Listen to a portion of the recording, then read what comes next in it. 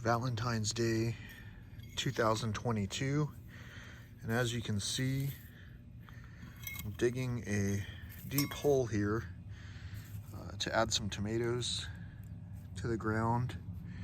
Got a little visitor.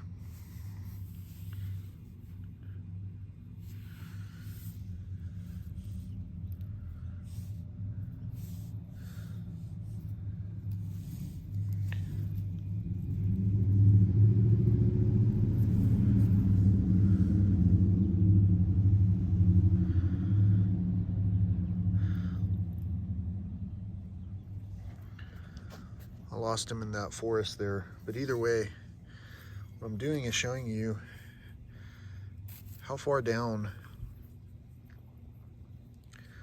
I tend to dig these holes.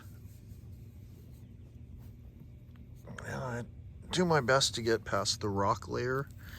These are the rocks that came out. And once I get to the point where I'm just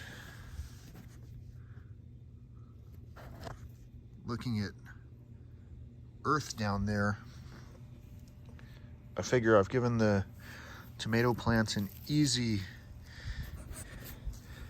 growing season.